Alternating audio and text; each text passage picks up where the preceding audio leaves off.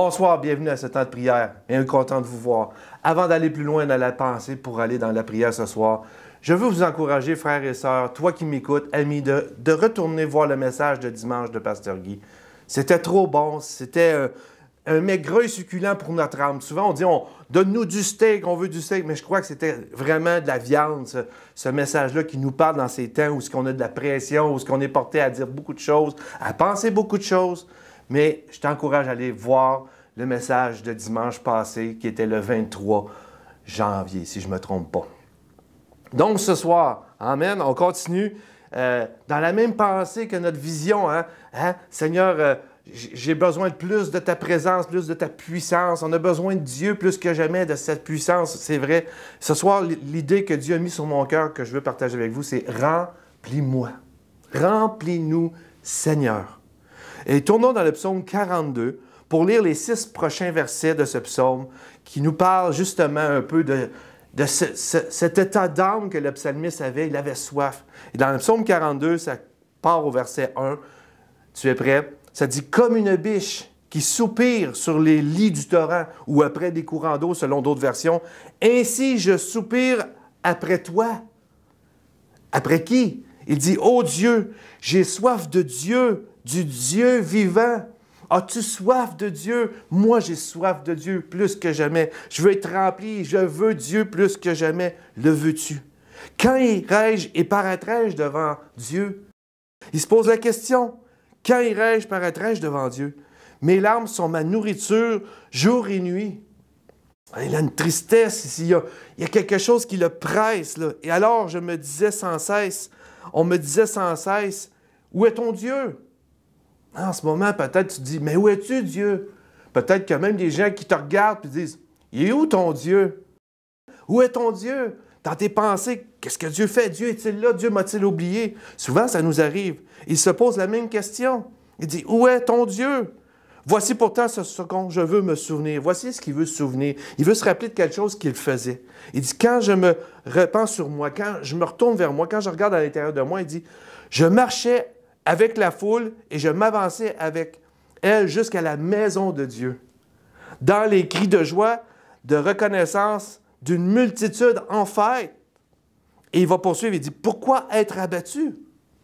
Pourquoi gémir sur toi-même? Pourquoi mon âme t'est abattue? Attends Dieu. Je le célébrerai encore pour son salut. Intéressant. Ce soir, as-tu soif?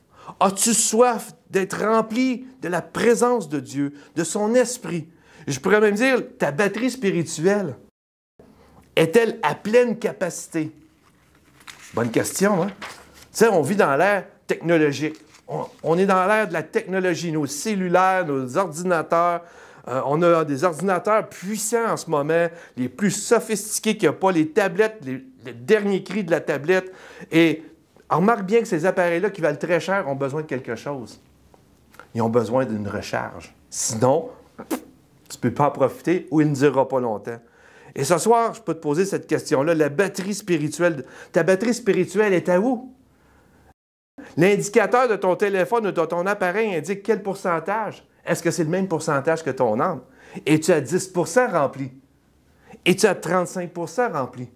À 65 à 100 Regarde ton téléphone, regarde ta tablette, regarde à quel pourcentage est ta batterie. Est-ce que ça correspond à ton âme, à ta batterie spirituelle? Même le psaume 63,2 dit « Ô Dieu, tu es mon Dieu. » Ce soir, qui est ton Dieu? Est-ce le Dieu de la Bible? Est-ce Jésus de Nazareth, ton Dieu? Je te cherche. Ah, la clé, c'est de chercher Dieu. C'est bien de le connaître, c'est bien de dire « Ah oui, je connais Dieu, mais il faut le chercher. » Il dit « Mon âme a soif de toi. Mon corps soupire après toi dans une terre aride, desséchée et sans eau. » En ce moment, est-ce que ta vie semble comme un désert aride? Est-ce que ton âme est desséchée? Est-ce que tu es sans eau? Sens-tu un vide à l'intérieur de toi? Dans des moments en ce moment de ta vie? Traverses-tu des temps arides et terribles, difficiles, où maintenant rien ne te satisfait?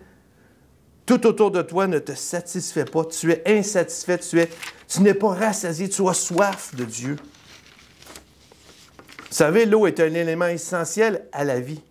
Et cela se voit dans l'importance du liquide dans la composition du corps humain. J'ai regardé un peu des statistiques sur l'eau et le corps, juste pour faire une analogie avec notre âme, notre vie spirituelle. Et ça nous dit que près de 60% du corps humain de l'homme adulte est constitué d'eau. Hey, 60%, c'est beaucoup, ça.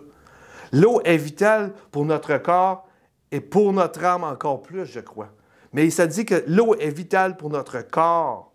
Pourtant, les effets de manquer d'eau sont très néfastes. Le fait de manquer d'eau dans notre corps peut amener beaucoup de choses.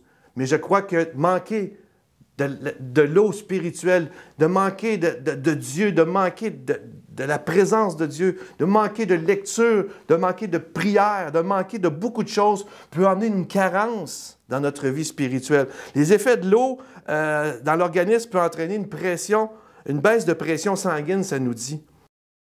C'est qu'il va déposséder notre cerveau d'oxygène, ça nous dit, et le sang, affectant ainsi la concentration et la réflexion. Ça, c'est des statistiques. Ça peut amener de la mauvaise humeur, de la fatigue, des maux de tête, des conséquences sur notre peau et même notre rythme cardiaque peut être élevé. Donc, si l'eau naturelle a un impact sur notre corps et va avoir un impact sur nos humeurs, sur notre vie, imagine-toi l'eau spirituelle, si on en manque, quel effet ça va avoir? Te sens-tu insatisfait? Bien, viens. Cherche Dieu, viens à sa présence. Ce vide ou cette soif peut changer. Et le secret, comme j'ai vu tout à l'heure et qu'on a vu, c'est de venir dans la présence de Dieu, d'aspirer à sa présence, de chercher Dieu et d'être rempli de son esprit. Wow! Mon âme a soif. Mon âme soupire après des courants d'eau.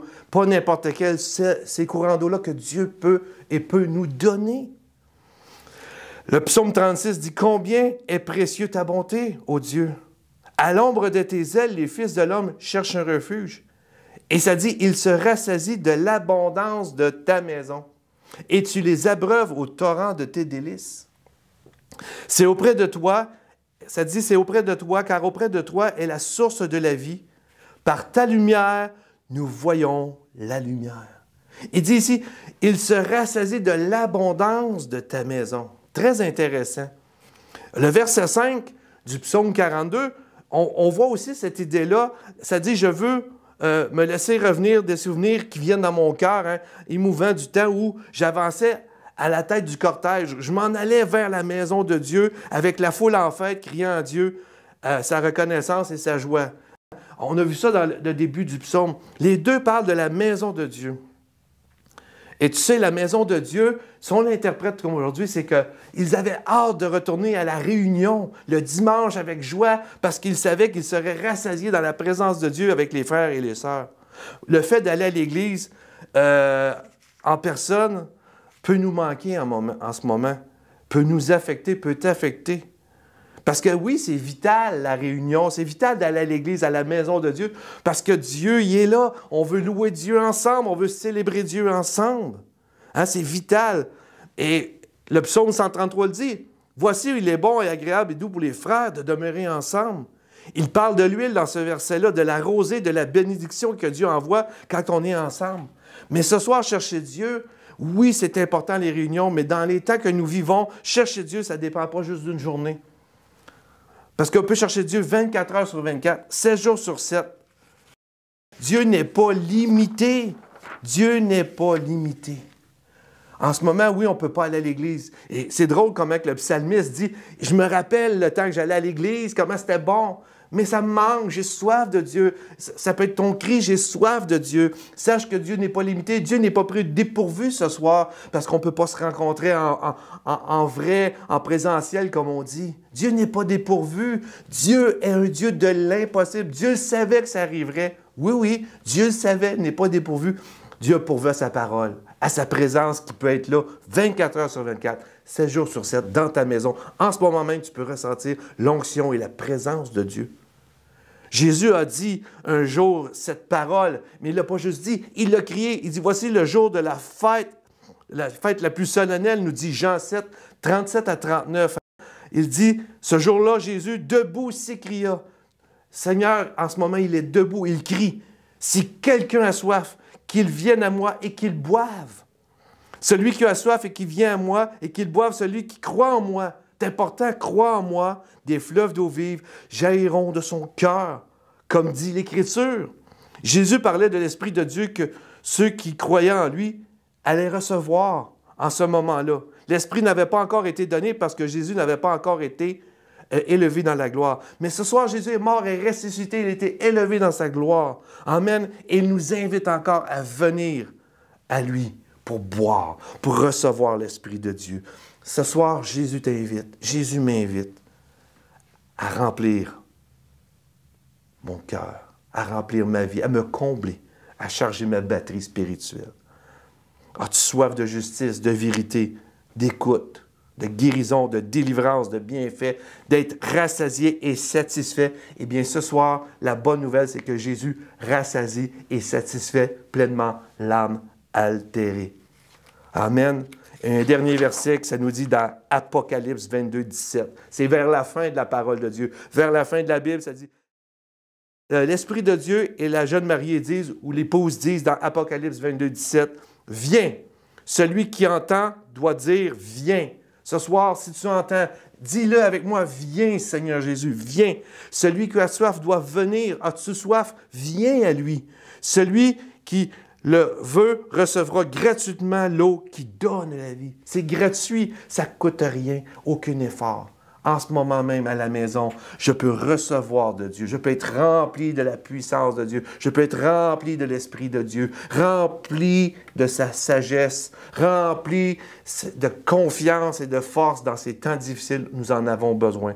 Pendant que nous ne pouvons pas aller à l'Église, pendant qu'on ne peut pas avancer vers les réunions, eh bien, avançons vers Dieu qui, lui, va nous combler.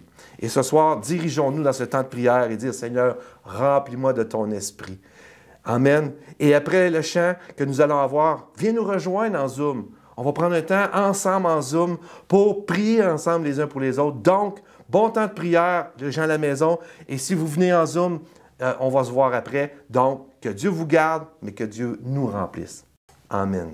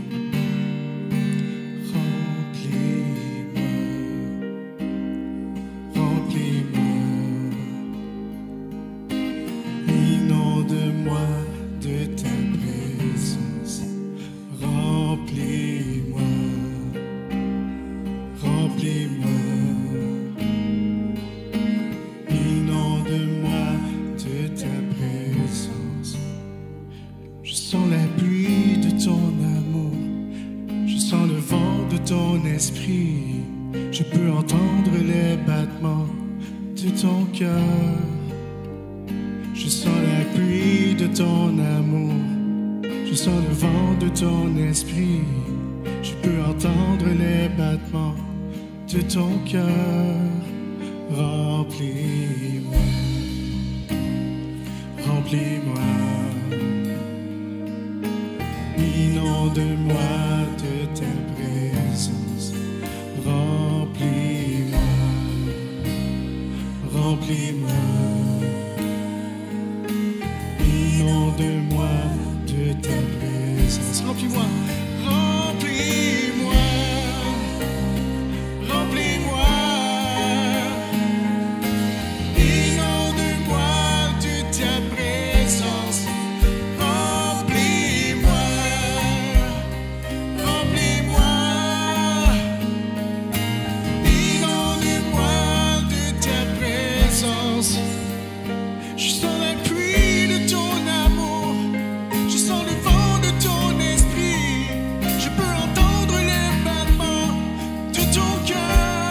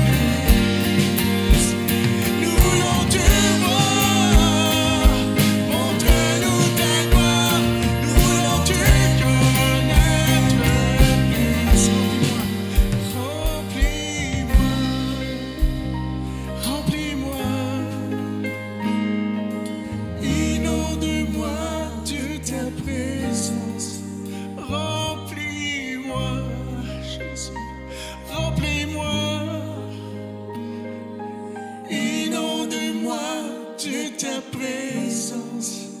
Remplis-moi, remplis-moi, inonde-moi de ta présence. Remplis-moi.